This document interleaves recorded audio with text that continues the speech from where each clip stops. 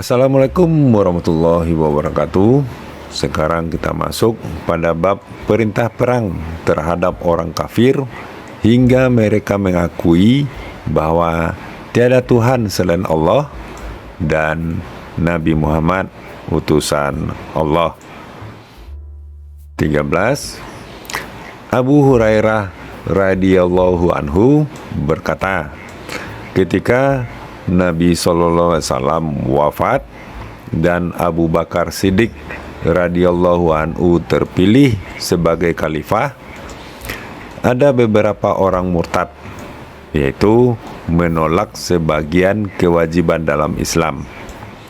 Maka Umar radhiyallahu anhu berkata kepada Abu Bakar radhiyallahu anhu, "Bagaimana atau dengan alasan apakah engkau akan memerangi orang-orang itu? Padahal Nabi SAW telah bersabda, aku diperintah agar kalian memerangi orang-orang itu sehingga mereka mengakui la ilaha illallah. Maka siapa yang telah mengakuinya atau mengucapkannya berarti terpelihara daripadaku harta dan jiwanya, kecuali menurut hak Islam, dan perhitungan mereka terserah kepada Allah." Abu Bakar radhiyallahu anhu menjawab, "Demi Allah, aku akan memerangi orang-orang yang membedakan antara kewajiban sholat dan dengan kewajiban zakat. Sebab zakat itu kewajiban harta kekayaan. Demi Allah, jika mereka menolak kewajiban zakat meskipun seukuran anak kambing yang biasa mereka serahkan kepada Nabi SAW, pasti aku akan perangi mereka karena menolak zakat itu." Kemudian Umar radhiyallahu anhu berkata, "Demi Allah, sungguh Allah telah membuka hati Abu Bakar radhiyallahu anhu sehingga aku sadar bahwa itulah yang benar." Dikeluarkan oleh Bukhari pada kitab ke-24, kitab zakat, dan bab ke-1, bab wajibnya zakat. 14.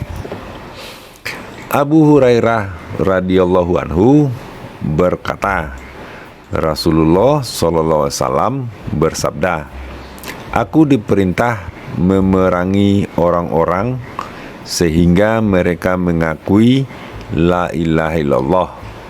Maka siapa yang telah mengucap la ilaha illallah, maka telah terpelihara jiwa dan hartanya dariku, kecuali menurut kewajibannya dalam Islam, dan perhitungannya terserah kepada Allah Ta'ala." Dikeluarkan oleh Bukhari pada kitab ke-56, kitab jihad, dan bab ke-102, bab ajakan Nabi SAW untuk memeluk Islam dan mengakui kenabian. 15.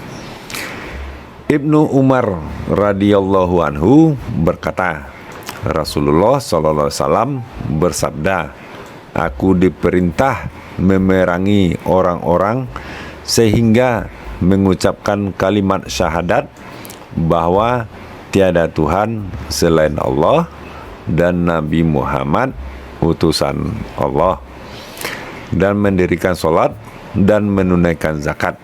Maka bila mereka telah mengerjakan semua itu, berarti telah terpelihara darah dan harta mereka dariku, kecuali dengan hak dalam Islam, dan perhitungan mereka terserah kepada Allah, dikeluarkan oleh Bukhari pada kitab kedua, kitab iman, dan bab ke-17, bab apabila mereka bertobat, mendirikan sholat dan membayar zakat, maka lapangkanlah jalan mereka.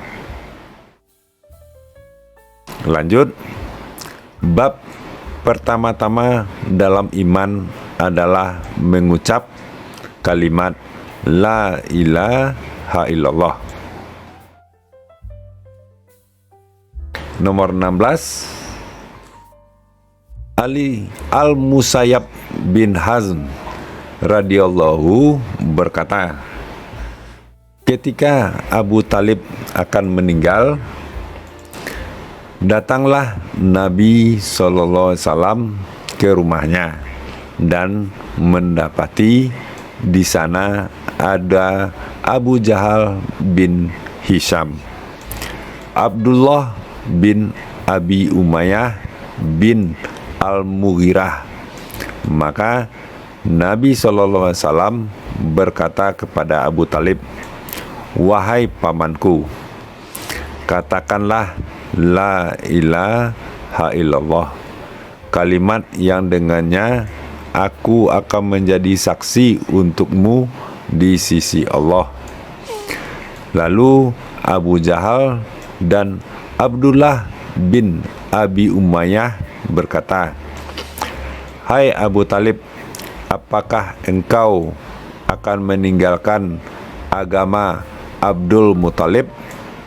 Kemudian Nabi SAW menawarkan kembali kepada Abu Talib, namun kedua orang itu menyanggah kembali, sehingga akhirnya Abu Talib berkata bahwa dia tetap pada agama Abdul Muthalib dan menolak kalimat La ilaha illallah.